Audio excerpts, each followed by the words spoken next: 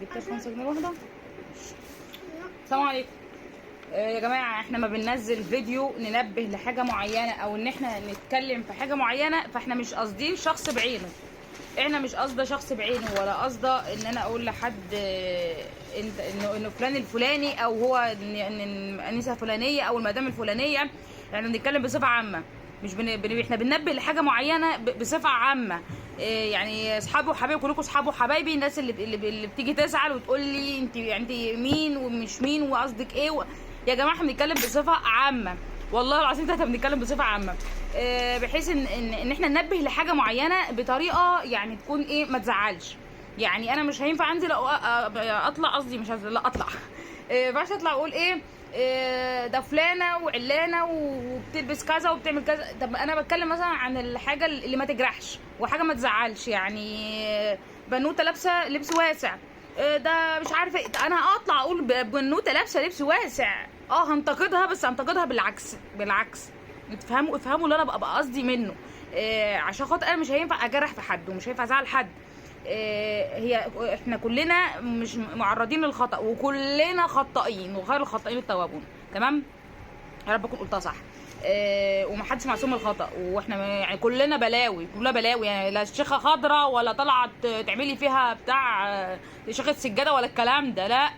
انك لا تهدي الاحبه ولكن الله يهدي من يشاء. هو الهدى من عند ربنا. والله انا واحده من الناس كنت برضو بلبس لبس وبتاع، ايام ما كنت ايام بقى الشقاوه بقى، وايام ما كنت بنوته صغننه والكلام ده. بس الحمد لله ربنا هدى، الحمد لله هدايه من عند ربنا، والحمد لله انا معترفه بحاجه زي كده. مش بس برضو مهما كان عمره ما يبقى زي دلوقتي، عمره ما هيبقى زي الوقت اللي احنا فيه. كلنا كنا بنلبس وكلنا كنا بنتشخلع ونتدلع، وايام اللي هو جيل الستينات نفسه كان بيلبس جيب ميني جيب وقصير وبتاع. بس سبحان الله دلوقتي ربنا هدى. هو زي ما قلت لكم انك لا تهدي الاحبه ولكن الله يهدي من يشاء. فكون ان ربنا بيهدي دي الهدى من عند ربنا. بس احنا بنعمل اللي علينا، مش اكتر من كده.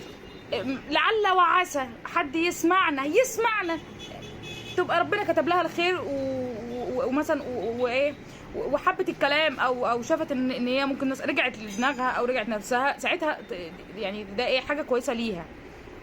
والدل على الخير كفاعله، احنا بندل على حاجه خير، واللي هيعمل هو حر بقى، هو نفسه، مش اكتر من كده. بس والله انا مش ببقى قصده شخصيه معينه او قصده حد معين بعينه، والله العظيم 3 ابدا. هي بس ظاهرات بتظهر قدام مننا، وكلنا مش كلنا يعني تقريبا يعني 3/4 الناس 90% مش عاجبه المناظر، مش عاجباه يعني. بس احنا مش بايدينا حاجه. يعني احنا مش بايدينا حاجه، احنا بس كل اللي بايدينا ان احنا بننبه، واللي هو يعني ايه بس احنا بننبه والهدى عند ربنا. يا رب اكون فهمتكم قصدي، ويا رب اكون فهمتكم انا عايزه اوصل لايه. ويا رب تدعمونا وتقفوا جنبنا وتعملوا شير في الخير. شيرك هيفيد غيرك. السلام عليكم.